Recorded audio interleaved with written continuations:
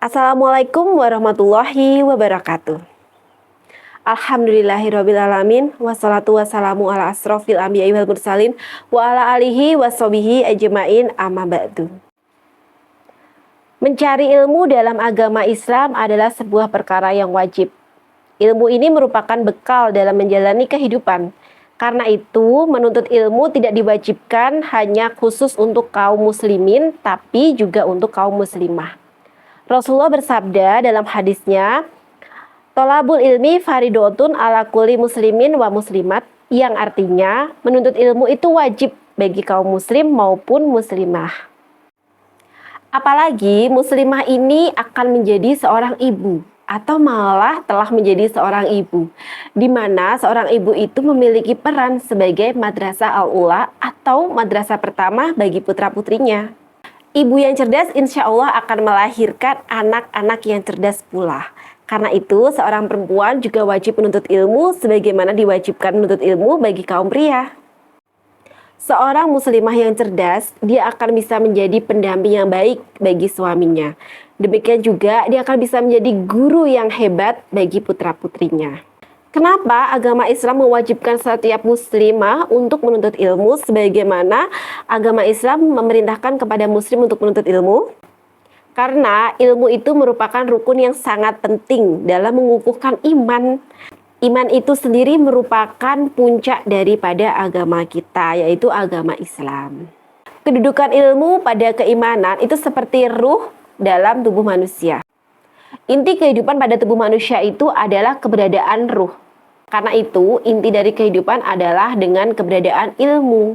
Ilmu ini tidak bisa datang sendiri, tetapi harus kita jemput. Nah, bagaimana seorang muslimah bisa menjemput ilmu tersebut? Seorang muslimah harus tahu cara untuk menuntut ilmu secara ma'ruf. Artinya, dia harus menuntut ilmu sesuai dengan koridor-koridor keagamaan. Dan yang terpenting, ilmu tersebut harus bersumber pada Al-Quran dan Al-Hadis.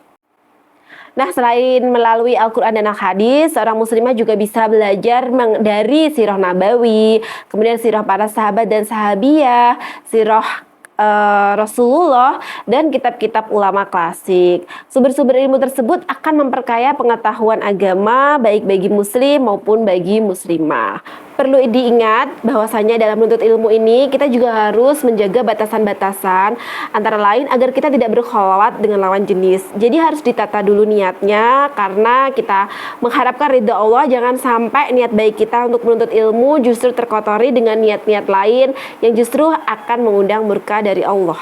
Di era perkembangan yang sangat pesat ini, banyak juga informasi-informasi yang menyesatkan. Oleh karena itu, seorang muslimah juga harus kritis untuk bisa mengambil ilmu dari sumber-sumber yang terpercaya dan dari orang-orang yang dapat dipercaya pula. Nah, seorang muslimah itu juga harus tahu kebenaran dari ilmu atau informasi yang ia peroleh tersebut dan bagaimana latar belakang dari orang yang menyampaikan informasi tersebut. Serta yang tak kalah penting adalah seorang muslimah harus tahu bahwa itu ilmu yang dia peroleh apakah sudah sesuai dengan sumber ilmu kita, yaitu Al-Quran dan Al-Hadis. Kenapa? Karena saat ini banyak sekali kabar-kabar buruk, informasi-informasi yang keliru serta menyesatkan yang tujuannya bukan untuk menguatkan iman tapi justru melemahkan iman. Tentu akan lebih baik kalau seorang muslimah bisa menghadiri majelis taklim atau kajian-kajian yang memang di situ adalah kajian-kajian khusus untuk memperdalam fikih wanita. Nah, tidak hanya tersebut, perempuan tidak harus dibatasi hanya untuk mempelajari mengenai fikih wanita. Jadi perempuan pun cakupan untuk pembelajarannya pun juga sangat luas sekali ya. Jadi tidak hanya sebatas di masalah fikih perempuan, tapi juga fikih-fikih yang lain. Kita tahu bahwa ada fikih muamalah, ada fikih ibadah, ada fikih siasah, dan masih banyak fikih-fikih lain yang bisa kita pelajari tentunya dari sumber yang terpercaya. Dan kita juga harus mengetahui ya, seperti yang saya katakan di awal, tentang latar belakang daripada orang yang akan memberikan ilmu tersebut, sehingga ilmu tersebut bukannya malah membuat kita semakin jauh dari sumber ilmu utama yaitu Al-Quran dan Hadis, akan tapi membuat kita menjadi lebih dekat dan pada akhirnya bisa meningkatkan keimanan dan ketakwaan kita serta menghantarkan kita kepada ridho Allah Subhanahu wa Ta'ala. Nah, kalau selama ini kita sebagai perempuan sempat untuk treatment, skincarean, kemudian ke mall, belanja, ngumpul bareng temen. Nah, kenapa kita tidak memberikan kesempatan kepada diri kita juga untuk upgrade ilmu dan kemudian mengasah keimanan dan ketakwaan dengan cara datang ke majelis ilmu dan kajian-kajian. Jadi jangan dibuat itu sebuah tuh agenda yang sifatnya mengisi waktu luang, tapi jadikanlah itu agenda wajib, agenda tetap, rutinan yang harus kalian hadiri, misalnya seminggu sekali atau paling lama mungkin 1 bulan sekali. Tapi ingat, yang namanya ilmu itu akan semakin baik jika sering diasah. Nah, untuk mengasahnya seperti yang saya sampaikan tadi di depan, tidak harus kita menghadiri sebuah kajian karena sekarang sudah banyak sekali sumber-sumber ilmu. Sumber ilmu utama sudah saya sampaikan tadi di depan tentang adalah Al-Quran dan Al-Hadis. Tapi ada sumber-sumber ilmu yang lainnya, yaitu seperti Sirah Nabawi, kemudian kitab-kitab ulama dan klasik, dan atau kita juga bisa melakukan kajian-kajian melalui media sosial ya. Tapi kalau media sosial ini juga masih rentan karena kadang dipotong-potong aja sesuai dengan kebutuhan dan kita tidak bisa mendapatkan ilmu yang lengkap.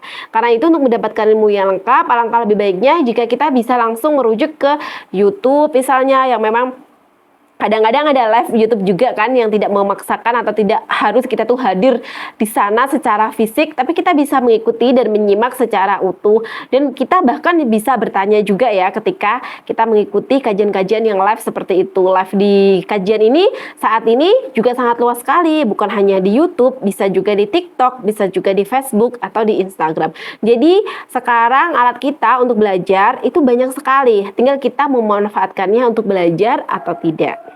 Bayangkan alangkah indahnya dunia ini jika dipenuhi dengan muslimah-muslimah yang cerdas dan akhlaknya akhlakul karimah, akidahnya juga sangat kuat.